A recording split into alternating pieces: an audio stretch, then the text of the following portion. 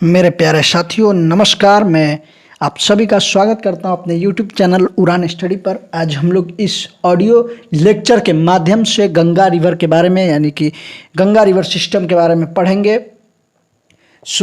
हम लोग शुरू करते हैं अपने टॉपिक को, जिसका नाम है गंगा रिवर सिस्टम। अगर ऑडियो लेक्चर अच्छा लगे तो वीडियो को लाइक करिएगा एवं चैनल को सब्सक्राइब करिएगा। अपनी गंगा के बारे में मैं शुरू करता हूँ। अपनी द्रोणी और सांस्कृतिक महत्व दोनों के दृष्टिकोण से गंगा भारत की सबसे महत्वपूर्ण नदी है। यह नदी उत्तराखंड राज्य के उत्तरकाशी जिले में से गौमुख के निकट गंगोत्री ग्लेशियर यानी कि हिम नद से 3900 मीटर की ऊंचाई से निकलती है। यह भागीरथी के नाम से जानी जाती है।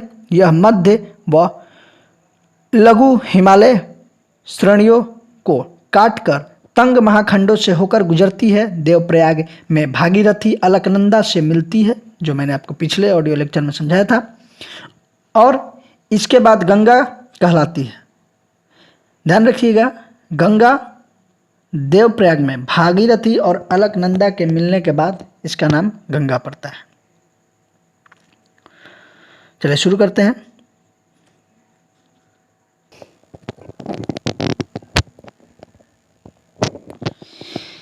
अलकनंदा कहलाती है, क्षमा करें, गंगा कहलाती है। अलकनंदा नदी का स्रोत बद्रीनाथ के ऊपर सतोपत हिमनद ग्लेशियर सतोपत ग्लेशियर है। ये अलकनंदा, धौली और विष्णुगंगा धाराओं से मिलकर बनती है, जो जोशीमठ या विष्णुप्रयाग में मिलती है। विष्णुप्रयाग को ज्योतिमठ भी कहा जाता है। अलकनंदा की अन्य सहायक नदी पिंडार है, जो इससे कर्णप्रयाग में मिलती है, जबकि मंदाकिनी या काली गंगा इससे रुद्रप्रयाग में मिलती है।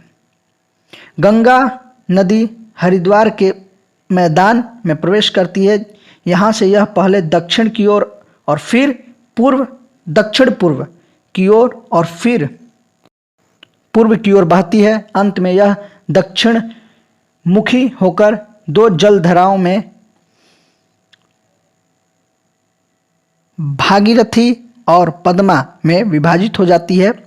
इस नदी की लंबाई 2525 किलोमीटर है। यह उत्तराखंड में 110 किलोमीटर, उत्तर प्रदेश में 1450 किलोमीटर, बिहार में 445 किलोमीटर एवं पश्चिम बंगाल में 520 किलोमीटर मार्ग तय करती है। गंगा द्रोणी केवल भारत में लगभग 8.6 लाख वर्ग किलोमीटर में फैली हुई है। यह भारत की सबसे लंबी नदी यानी ड्रेनेज सिस्टम अपवाह तंत्र है, जिससे उत्तर में हिमालय में निकलने वाली बारामसी यानी हिमालयन रिवर्स नदियों और दक्षिण में प्रायद्वीपीय से निकलने वाली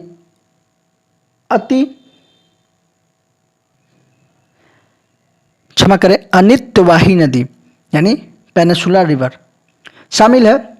सोन इसके दाहिने किनारे पर मिलने वाली प्रमुख सहायक नदी है। बाएं तट पर मिलने वाली महत्वपूर्ण सहायक नदी रामगंगा, गोमती, घाघरा, गंडक, कोसी व महानंदा है। सागर द्वीप के निकट यह नदी अंततः बंगाल की खाड़ी में जा मिलती है।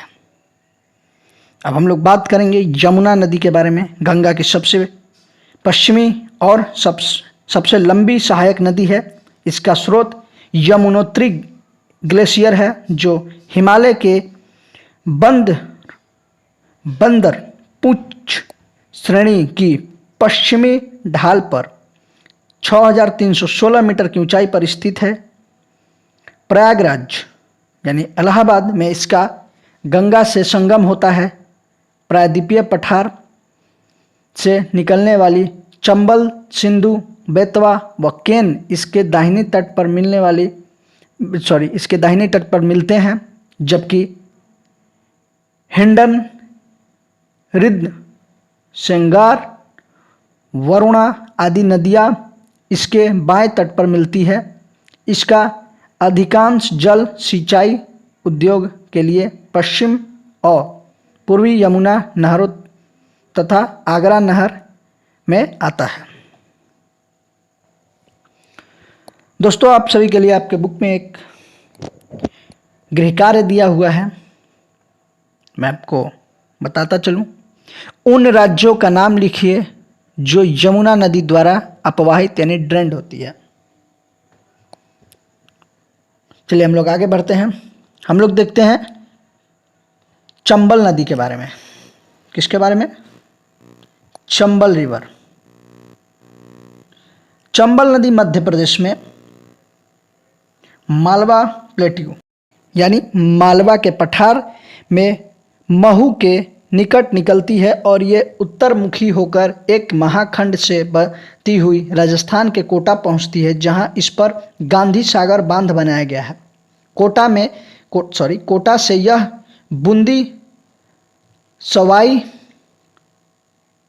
सवाई महाजोधपुर और धौलपुर होती हुई यह यमुना नदी में मिल जाती है। चंबल अपनी उत्कम भूमि वाली भू आकृति के लिए प्रसिद्ध है, जिसे चंबल खड्ड यानी रिवराइन कहा जाता है। गंडक नदी दो धाराओं में, हम लोग अब गंडक के बारे में जानेंगे। गंडक नदी दो धाराओं काली गंडक और त्रिशूल गंगा के मिलने से बनती है। यह नेपाल हिमालय में धौलागिरी व माउंट एवरेस्ट के बीच निकलती है और यह मध्य नेपाल को अपवाहित करती है। बिहार के चंपारण जिले यानी चंपारण डिस्ट्रिक्ट में यह गंगा मैदान में प्रवेश करती है और पटना के निकट सोनपुर में गंगा नदी से जा मिलती है। अब हम लोग घंघरा के बारे में देखेंगे। घंघरा नदी, घंघरा रिवर। घंघरा नदी मापचा चुंगो ग्लेशियर से निकलती है तथा तिला सेती व बेरी नामक सहायक नदियों का जल ग्रहण करने के उपरांत यह सीसा पानी में एक गहरे महाखंड का निर्माण करते हुए बाहर निकलती है। शानदार नज़ारे यह बनाती है। शारदा नदी काली या काली गंगा इससे मैदान में मिलती है और अंततः छपरा में यह गंगा नदी में विलीन हो जाती है। अब हम लोग कोशी के बारे में पढ़ेंगे। यह पूर्वोत्तरी नदी है जिसका स्रोत तिब्बत में माउंट एवरेस्ट के उत्तर में है, जहाँ से इसकी मुख्य धारा अरुणी निकलती है। नेपाल में यह मध्य हिमालय को पार करने के बाद इसमें पश्चिम से सोन कोसी और पूर्व से तमूर कोसी मिलती है। अरुण नदी से मिलकर यह सप्तकोशी बन जाती है। रामगंगा नदी गैरसैंण के निकट गढ़वाल के पहाड़ी से निकलने वाली अपेक्षाकृत छोटी नदी है। शिवालिक को पार करने के बाद यह अपना मार्ग दक्षिण पश्चिम दिशा की ओर बनाती है और यह उत्तर प्रदेश के नाजिबाबाद के निकट मैदान में प्रवेश करती है। अंततः यह कन्नौज के निकट यह गंगा नदी में मिल जाती है। छोटा नागपुर पठार के पूर्व किनारे पर दामोदर नदी बहती है और भ्रंश घाटी से होती हुई हुगली नदी में गिरती है। एक बार फिर से मैं बता दूं, दामोदर नदी बहती है और भ्रंश घाटी से होती हुई हुगली में गिरती है। बराकर इसकी मुख्य सहायक नदी है। कभी बंगाल के शोक नदी यानी शहर बंगाल कही जाने वाली इस नदी को दामोदर घाटी कारपोरेशन नामक एक बहुउद्देशीय परियोजना ने वश में कर लिया है। शारदा या सरयू नदी का उद्गम, अब हम लोग सरयू नदी के बारे में देख रहे हैं, उद्गम नेपाल हिमालय के मीलाम ग्लेशियर में है, जहां इसे गौरी गंगा के नाम से जाना जाता है। यह भारत नेपाल सीमा के साथ बहती हुई यहाँ इसके काली या चाइक कहा जाता है, घाघरा नदी में मिल जाती है। अंत में यह घाघरा नदी में जाकर मिल जाती है। गंगा नदी इसकी एक अन्य महत्वपूर्ण सहायक नदी महानंदा है, जो दार्जिलिंग पहाड़ी से निकलती है। यह नदी पश्चिम बंगाल में गंगा के बाएं तट पर मिलने वाली अंतिम सहायक नदी है। गंगा के दक्षिण तट पर सोन की एक बड़ी सहायक नदी है, जो अमरकंटक पठार के निकट से निकलती है।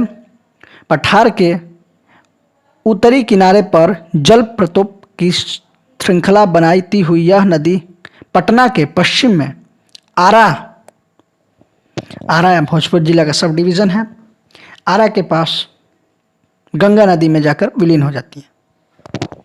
तो हम लोगों ने इस वीडियो में गंगा नदी एवं उसके अन्य सहायक नदियों के बारे में हम लोगों ने पढ़ा। आशा करते हैं आपको समझ में आया होगा। अगर आपको कुछ समझ में ना आए, कोई एक टॉपिक ऐसा जो समझ में ना आया हो, हमें कमेंट में छोड़ दें, हम ज़रूर आपको रिप्लाई देंगे। वीडियो अच्छी लगी हो तो हम अपना प्यार एवं सहयोग बनाए रखें। हम लोग अगले ऑडियो लेक्चर के माध्यम से ब्रह्मपुत्र नदी यानी ब्रह्मपुत्र रिवर सिस्टम के बारे में जानेंगे। तब तक के लिए जय हिंद, धन्यवाद।